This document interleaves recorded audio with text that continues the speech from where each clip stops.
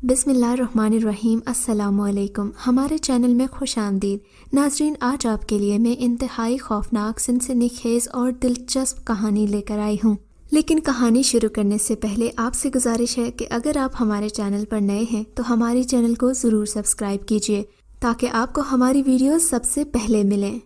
मैं हर रोज़ घर से निकलता और कमोबेश रोज़ाना ही इसी पुल के रास्ते अपनी दुकान पर पहुँच जाता था। ये पुल मेरे घर से कोई आधा किलोमीटर की मुसाफत पर वाक़ था। लकड़ी का बना हुआ था और इसका कुछ हिस्सा लोहे का बना था। दिन के औकात में मुझे इस पुल को क्रॉस करने से पहले एक लोहे का ओवरहेड ब्रिज भी पार करना पड़ता था, क्योंकि हमारे इलाके में हादसात बहुत ज़्यादा होते थे। इसीलिए ये ब्रिज पैदल चलने वालों के लिए एक बहुत बड़ी शाहराह पर लगाया गया था। मैं एक दुकान में काम करता था।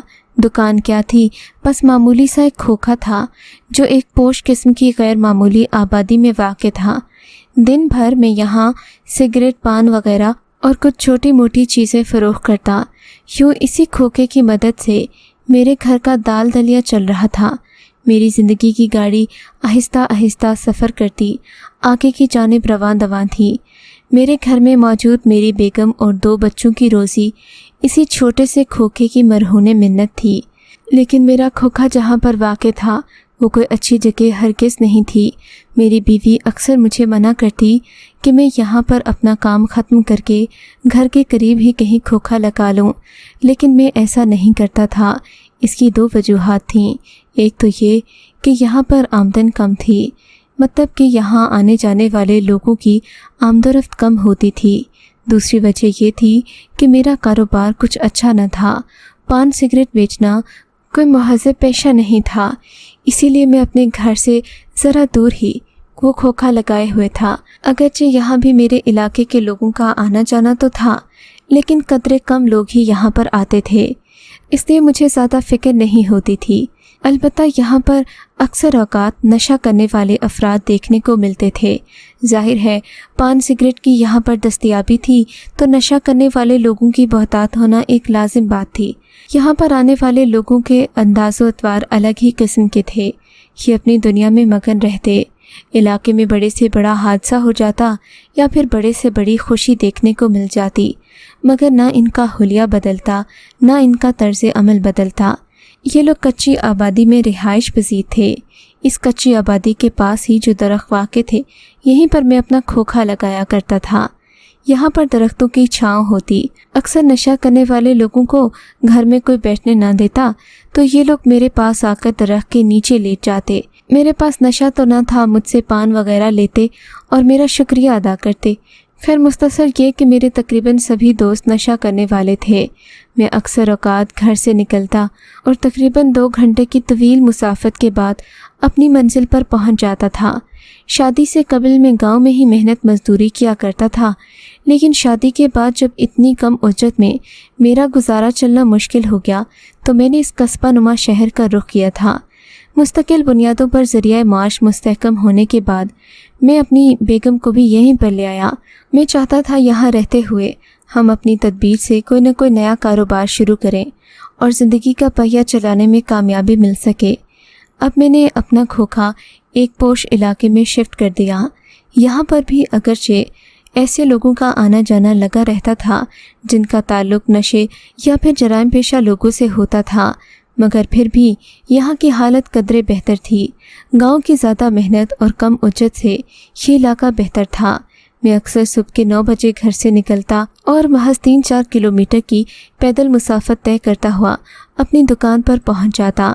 अब मैंने दुकान में पान और सिगरेट के अलावा दीगर चीज़ें भी रख ली थीं, जिनमें पेप्सी और जूस शामिल था।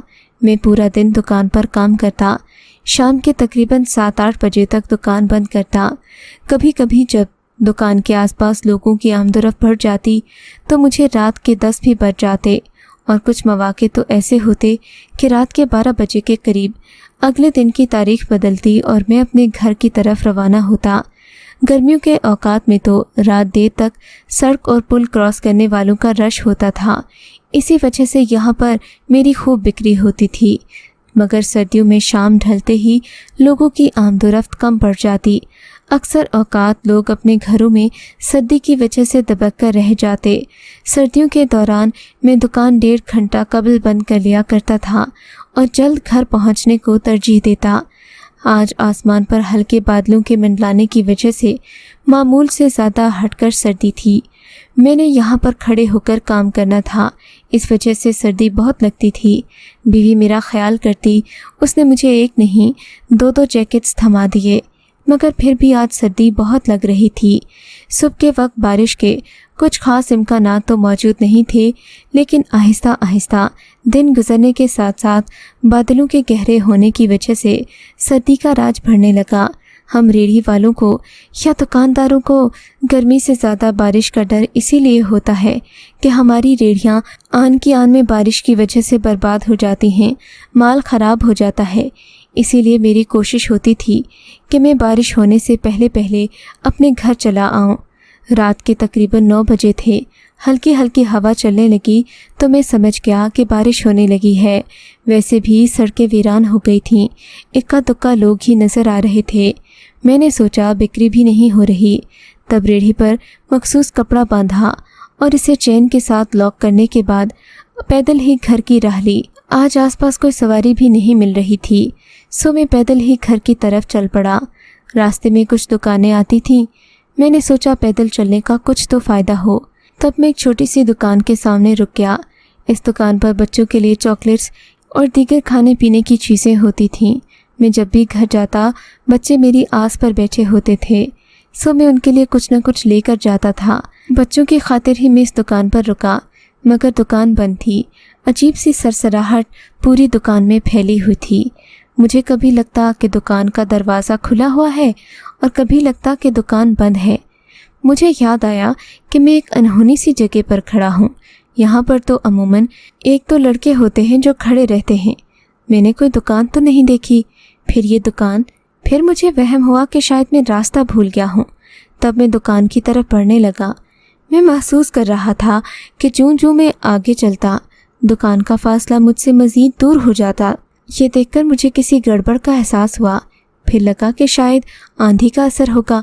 2 मिनट और चलने के बाद जब वो दुकान मेरी पहुंच में ना आई तो मुझे शदीद डर लगने लगा।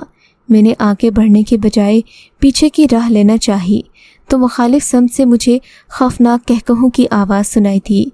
मुझे लगा जैसे मैं यकदम ही किसी और दुनिया में आ गया हूँ। आसपास के हालात यकदम बदल से गए थे। सर्दी यकदम इस कदर बढ़ गई कि मुझे अपने हाथ पांव कांपते हुए महसूस हुए। लेकिन इस सख्त सर्दी में भी मुझे ठंडे पसीने आने लगे। मेरी कानों पर तभी बर्फ़ की माने ठंडे ठंडे बारिश के कतरे पड़ना शुरू हो गए। मैंने घबराकर कानों के गिर्द मफलर लपेटे। दिल में सोचा कि घर चलकर बेगम से गर्म हलवा खाने की फरमाइश करूँगा, लेकिन मैं इन ख्यालों में चंद लम्हों से ज़्यादा गुम नहीं हो सका, क्योंकि जैसे ही मैंने ये सोचा मुझे अपने आसपास अजीब सी सरसराहट महसूस हुई। मैं गौर कर रहा था कि कोई चीज़ है जो मेरा पीछा कर रही है। मैंने पीछे मुड़कर देखा, मगर आसपास कोई नहीं था। सर्दी में बला का इजाफा हो चुका था।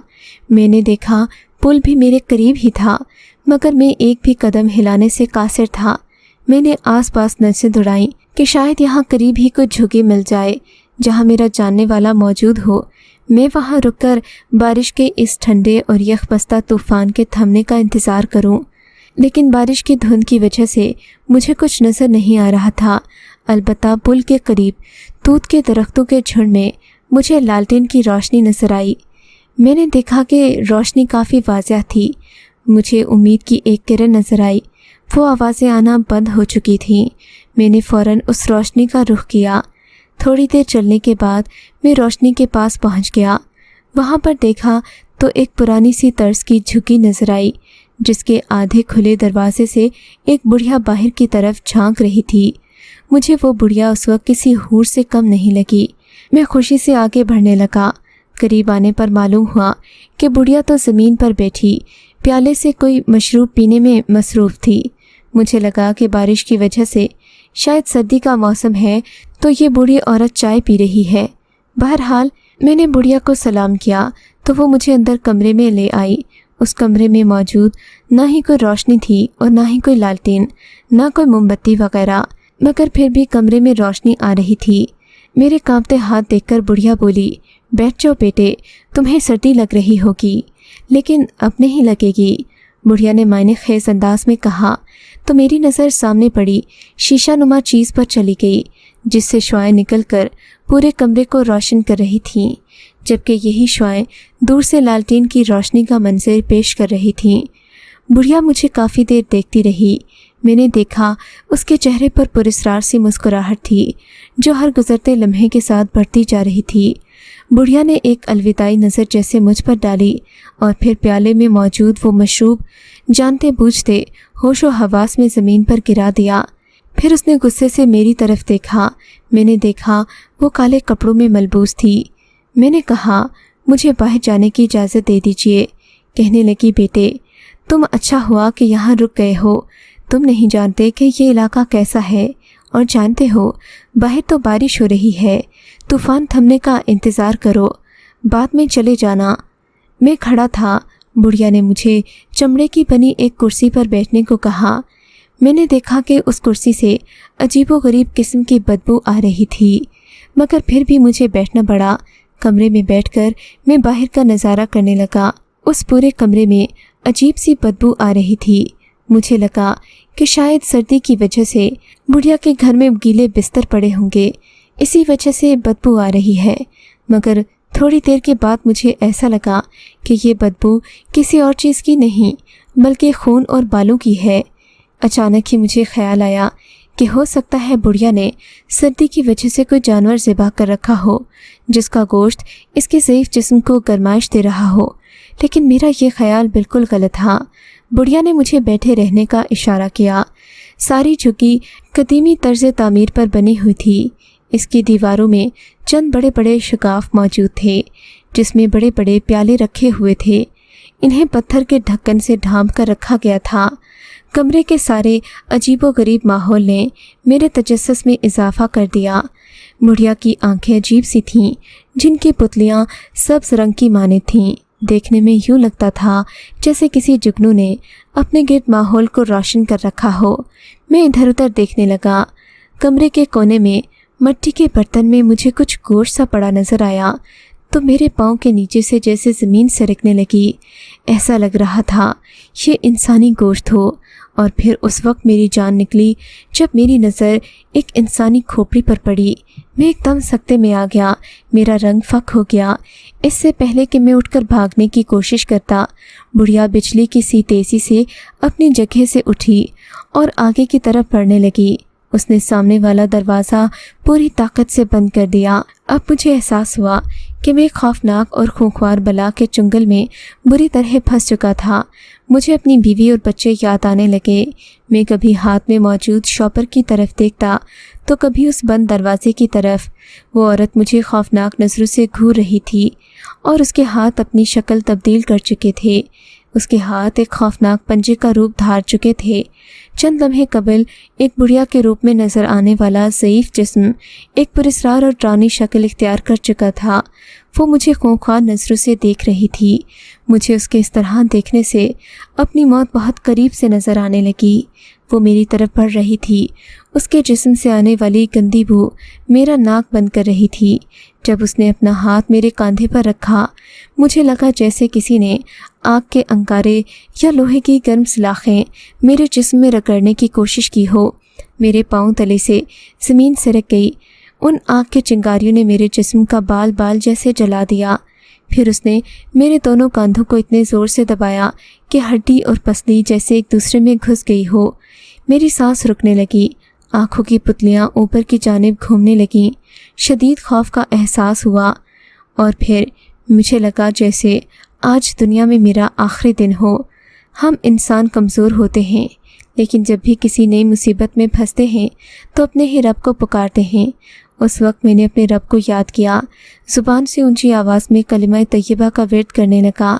मुझे एक सच्चा मुसलमान होने के नाते रब पर ईमान तो था ही, लेकिन उस वक्त ये यकीन नहीं था कि वो कलिमा जो हम मुसलमानों को वहदहू ला शरीक पर ईमान लाने की बुनियाद है, किस कदर ताकतवर है। کلمہ طیبہ کا ورد کرتے ہوئے مجھے لگا میرا جسم، جس کی ہڈیوں کے سارے جوڑ اپنی جگہوں سے ہل چکے تھے، ایک نئی طاقت پکڑ رہے ہیں۔ میں نے کلمہ طیبہ کے ذکر میں مزید پختگی دکھائی اور اونچی آواز میں کلمہ پڑھنا شروع کر دیا۔ میری آنکھوں نے دیکھا کہ اس خوفناک وجود کی طاقت اب کم پڑنا شروع ہو گئی ہے۔ اس کے جسم سے دھواں اٹھ رہا تھا، اس کے بال جلنا شروع ہو گئے، وہ زمین پر پڑی تڑپ رہی تھی اور میں باہر نکلنے کی کوشش کر رہا تھا۔ میں اپنا پورا زور لگا کر دروازہ کھول کر باہر بھاگنے میں کامیاب ہو گیا۔ میرے اندر زندگی کی آس دوبارہ پیدا ہوئی۔ میں نے سر پر گھر کی طرف دوڑ لگائی۔ میرا پاؤں اکھڑا، میں زمین پر گر پڑا تو مجھے کسی نے سہارا دے کر اٹھایا۔ میں نے اوپر مڑ کر دیکھا تو یہ سفید داڑھی والے بزرگ میرے پاس موجود تھے۔ انہیں دیکھ کر مجھے مزید حوصلہ ملا اور میری اکھڑی سانس دوبارہ بحال ہو گئی۔ بزرگوں نے مجھے سلام کیا اور میرے نام سے مخاطب کر کے مجھ سے پوچھنے لگے، بیٹا، کیا تمہیں معلوم ہوا کہ اللہ کے کلام میں کتنی طاقت ہے؟ تم تو زندگی کی سانسیں چھوڑ چکے تھے، لیکن پھر رب نے تمہاری زبان پر اپنا ذکر جاری کر دیا، تم موت کے کنارے سے واپس آ گئے۔ اللہ تمہاری زندگی لمبی کرے۔ ان بزرگوں نے میرے دونوں کندھے پر ہاتھ رکھ کر کچھ پڑھا، پھونک ماری تو میری کھوئی ہوئی طاقت بحال ہو گئی۔ میں نے دیکھا وہ بزرگ بھی آنن فانن غائب ہو گئے۔ تب میں نے اللہ کا شکر ادا کیا کہ اس نے مجھے اس مصیبت سے نجات دی، ورنہ میرے گھر کا جلتا چولہا آج بند ہو چکا ہوتا، میرے بچے یتیم ہو جاتے۔ اس واقعے کو گزرے ہوئے کم و بیش 30 سال گزر چکے ہیں، لیکن میں اس خوفناک منظر کو آج تک نہیں بھول پایا۔ مجھے اس وقت سمجھ آئے کہ ہم مسلمان موت کے وقت زبان پر کلمہ طیبہ کی توفیق کیوں مانگتے ہیں۔ اس واقعے کے بعد کوئی بھی مصیبت پیش آتی یا کسی خوف کا شکار ہوتا تو اسی عمل کو دہراتا۔ میرے اندر قدرتی طور پر ایک نئی روح دوڑ جاتی، میں ایک نئی سرے سے اپنی سمت کا تعین کرتا جو میری کامیابی کا ایک نیا دروازہ کھول دیتی۔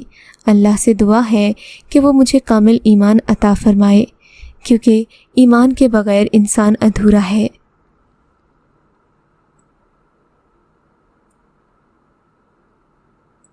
اگر آپ کو یہ کہانی اچھی لگی ہے تو اس ویڈیو کو لائک کیجیے اور اس طرح کی مزید ویڈیوز دیکھنے کے لیے ہمارے چینل کو سبسکرائب کیجیے۔ اور ہاں، اگر آپ کی کسی دوست، رشتہ دار یا بہن کے ساتھ خدا نہ کرے ایسا کوئی واقعہ پیش آیا ہے تو ہمیں کامنٹ سیکشن میں اس کے بارے میں ضرور بتائیے۔